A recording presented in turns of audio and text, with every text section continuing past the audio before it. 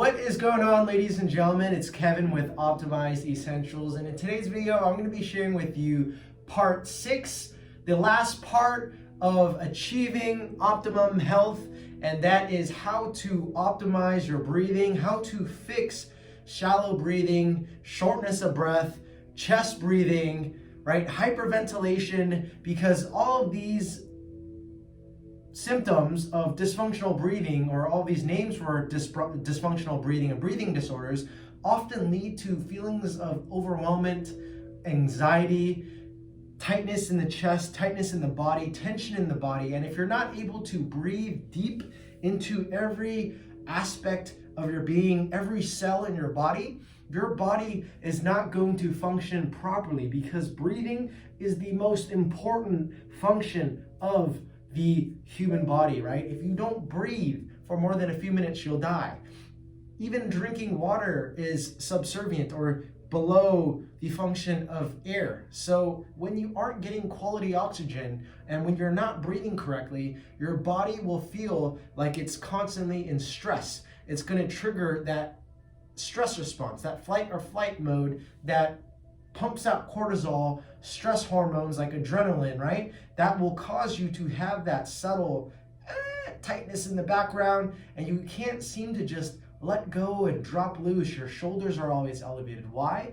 Because the neck, the traps, if you haven't seen my other videos, are the accessory muscles. The chest are the ones that get tense and tight and allow you to breathe with your chest, which you don't want to do. You only want to breathe that way when you're exercising really hard and you need to tap into the accessory muscles to give you that extra oomph or that support. But once you're relaxed and you're in day-to-day life, you want to learn how to breathe with your belly, okay? So with that being said, I'm going to be teaching you 3 things today.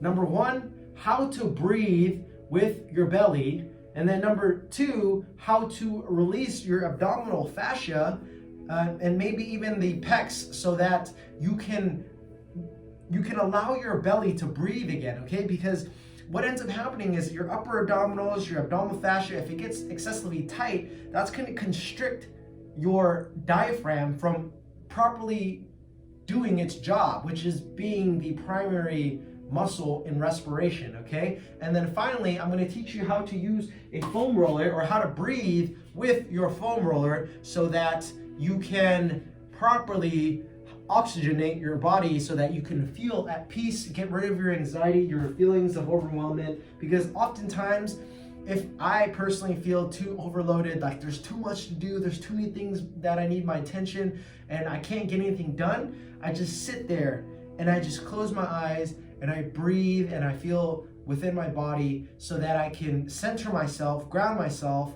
and then act from a place of presence, as opposed to chaotic thoughts. I don't experience anxiety, but just racing, I need to do everything, okay? So the things you'll need, this is a massage ball. I haven't opened up the packaging just because I, keep it clean, right? So it's kind of squishy, right? It's not hard. It's a squishy massage ball. It's kind of spiky. It doesn't hurt. Lacrosse balls might be a little bit too much. If you have a big stomach, what you could potentially use is like a softball, right? A softball, which is a little bit bigger. But judge how it feels on your body. If it's too much, skip the muscle release, and just do the foam roller and the belly breathing, which I'm about to show you for the tool, okay? You also need any form of a book. I'm just using my journal for True Being Man right here. I'm using my journal I'm gonna teach you how to belly breathe with a book, okay? So 3 things you'll need: journal, book, whatever it is, or an object that you can place on your stomach, a foam roller, and a tool to help you release the abdominal fascia. Now, personally, I like to release the abdominal fascia first, just because you want to release any knots, any tension that's causing your muscles to tighten up. If you didn't know, we hold a lot of emotions in this body part. If you're into chakra system, this is where the solar plexus is. So if you have tightness here, if you're always contracting or you're holding your breath when someone's talking to you, then releasing this, you're going to experience a lightness in emotion, maybe even a release in emotion. You'll suddenly be able to breathe better. And the thing we want to understand is to release properly your abdominal fascia, you have to make sure you're not inside of your organs, okay? And to know whether or not you are hitting an organ or not is if you slightly contract your abdominals. Let's say I'm laying on it and I slightly contract it. If the pain increases, like the tenderness within the abs, the abdominals starts to increase, that means it's muscle related. But if it decreases, as in you flex your abs and the pain fades, that means when you were on it before, chances are you're on an organ that's inflamed. And if you have organ inflammation, that is something we want to address in another video, because this one's more about releasing abdominal fascia as opposed to intestinal inflammation or liver inflammation, because we are going to be releasing different points of the abdominals, okay? So we want to start by going onto the right side, right above, maybe even slightly across the iliac crest, the ASIS, that little bony protrusion right there. You want to be slightly across from it, where the lower abs is, where that V taper goes. You want to be slightly there, because if you sit a lot, you could potentially have a posterior pelvic tilt where your butt tucks under, and that transverse abdominis right here, if it tightens up or if it's short, then it can cause you to have that posterior pelvic tilt. You might even have a sway back. So releasing the lower abdominal fascia and the rest of the abdominals is going to help you kind of allow your body to go back into a bit of an anterior pelvic tilt. If you have an anterior pelvic tilt, I would still recommend releasing your fascia, because just because your abdominals are weak doesn't mean there isn't any tension or tightness in there, okay? So you want to release the right side first, because that is how the intestines flow. You don't want to release the left side where the colon, the descending colon is, and then push the feces, meaning your poop, back around. You want to push it in the direction that it goes, okay? So start with your right side. I'm laying down right in here, using my elbows, and I'm arching my back, kind of like I'm doing a Mackenzie press up. I'm rolling into any area that I find tenderness. And once I find tenderness, right about in this area, I find it, and to make sure you're not on anything, which you probably shouldn't be because you're on the lower portion of the abdominals, if you squeeze it a little bit, so when I tighten my abs, I instantly feel the pain intensify, okay? And you don't want to lay on a spot that's way too intense. As in, like, if it's too much to handle, then back off of it a little bit. You don't need to drop your whole body weight into it. Just handle what your body can handle, or do what your body can handle, because if it's too much, you're not gonna enjoy it, and it's not gonna be fun. Self-care, muscle release, all this should be enjoyable for your body. Otherwise, you're not gonna want to do it, okay? So what I recommend doing is just closing your eyes, breathing for about a nice minute or two.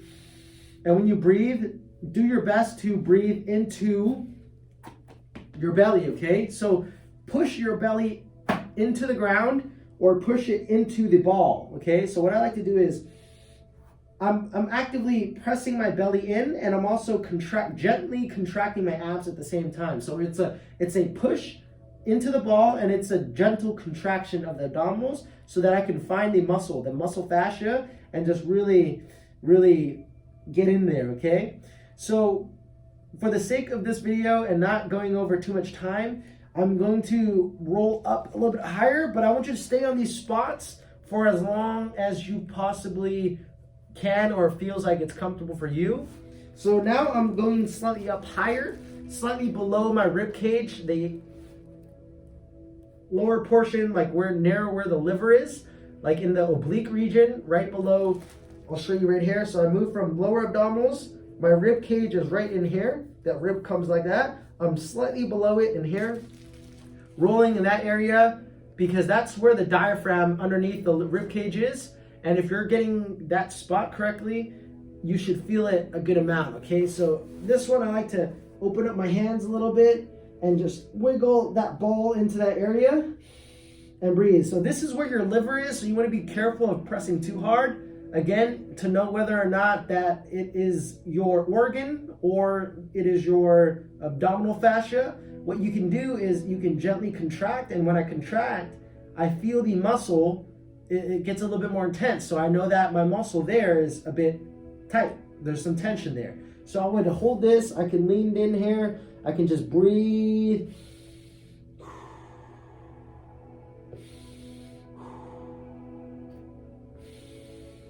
I could hold my breath for a few seconds, wiggle it a little bit, and then exhale and drop loose into it. So say I did this for a few minutes. I'm gonna roll into now closer to the center, more on the right side of the quadrant. So getting, I'm basically tracing the outline of the lower portion of my ribs. So I'm starting low, corner, and then middle slightly to the left side if you're watching this from, you know, the film, and then the slight to the right side, and then corner of the other side, and then lower portion of the left side. So basically I'm just trying to make an outline and trying to massage the upper abdominal abs. So I find something in there, and then I just contract a little bit, roll around it, do that for a few minutes, move to the center right underneath my manubrium or the xiphoid process, really getting in there, popping my chest up, taking nice deep breaths. For you, this could take up to a few minutes to really get, but the goal is you want to get all areas of it. Now, this side is super tender on my left side, and that tells you, you know, you have different areas that's pulling, and the abdominal fascia actually connects to the pecs, which can pull your shoulder, your body into that flexion, fetal position, which is what we're trying to get away from, okay? So yeah, I found a lot of tender spots, but for the sake of this video, especially down in here, if you have any digestive issues, any intestinal inflammation, if you have problems with your colon, this is where you can feel a lot of tenderness. I feel a lot of tenderness here. You know, to be frank with you, I ate a lot of food that I probably shouldn't have ate last night. A lot of hot pot, you know, Asian hot pot. And, you know, I don't do it often, but I definitely had trouble pooping this morning, or evacuating completely, or having really scattered poop. And I'm pretty sure my colon or one of my intestines is a bit inflamed, and I can feel it when I press in there, and it's when I contract my abs, woo, I can really feel it. But basically, organ inflammation will affect your abdominal musculature. It'll tighten up your stomach. That's why if your stomach hurts, you'll get a tension. So you're releasing your abdominals, it can potentially even allow your organs to relax a little bit more, because your abdominals are now opened up. It's relaxed, it's open, and that gives your abdominals, it gives your organs more area to inflame, to expand. Because when it is inflamed, or when there's inflammation in your organs, it swells up. So, but inflammation is a process for your body to kind of allow it to do its job. You don't want to be constantly inflamed, right? If you're constantly eating junk and you're doing things and you're not giving your body time to relax, then you're gonna have chronic inflammation, which is not good, okay? So I suffer the consequences of eating hot pot, of eating things I probably shouldn't have, and probably inflaming my gut, so this is gonna really help out, all right? Yes, guys, I'm a mortal too. I'm not perfect, I have issues. I don't have as much issues as I've had before because I practice everything I share with you, but basically, once you finish releasing your abdominals, now I'm gonna teach you how to breathe with your belly, okay? So, let's see, this should be fine. Okay, so you're gonna lay down, find a place to lay down, keep your feet up like this. You're gonna place the book onto your belly, or place any other object into your belly. And the goal is, when you're breathing, you do not want to use your chest, okay? So this is what it looks like if I use my chest. This raises. You want to focus on the book, and you want to raise the book up towards the ceiling. You can use any object, but I find that you can really get the book to go up like an elevator, okay? So from this position, you're just going to relax here, and then I want you to take a very slow, long, deep inhale while pushing your belly up. So you want to fill the first 2/3 of oxygen in your belly. So first 2/3, the next third in your chest, and then finally into the rest of your body, okay? So this is what it should look like. Watch the book.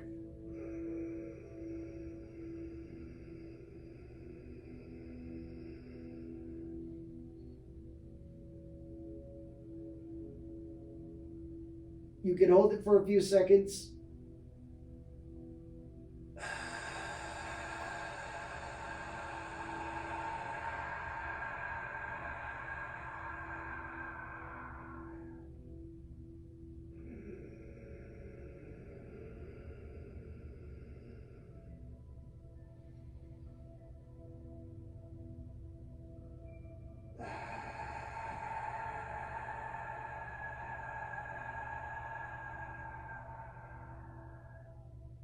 So focus your attention, the first 2/3 on the book, raising it up an inch or two, or as high as you can.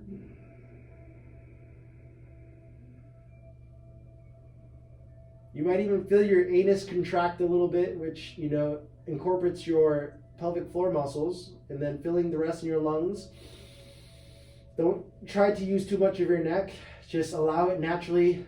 So inhale, belly, lungs, head, rest of your body, and exhale. So once you practice that a few times, you'll learn how to breathe with your belly. And then finally, to really improve your breathing, you need the foam roller so that you can open up that rib cage and support yourself to breathe more. Now, for this one, you want to start by cradling your neck. If you have forward head, you're excessively kyphotic or flex forward. If you go on and you just drop loose, your head's gonna look all cringed in like this, and it's gonna hurt your neck, right? I have a lot of clients who have that issue. It's like, oh, my neck hurts. So support your neck first. Where you wanna lay on the foam roller is kind of directly below where the manubrium is, you know, where the nipple line is. That is where the foam roller should be. You have to judge based on how it feels for your body. If you're too high up, which I do, or too low on the lumbar spine, it'll really strain your back. If you're too high up on your shoulder blades, that'll also kind of strain your neck. You want to find the happy medium where you can just open up like this and allow gravity to open you up. So for me, right about here, this is good. And if you look at my body, it looks good. It looks normal. It looks like I'm able to get into the reverse kyphosis, right? Extension of the thoracic spine. It's reversing kyphosis. So from here, you just do the same exact thing that I taught you with the belly breathing. You want to focus on breathing out the belly.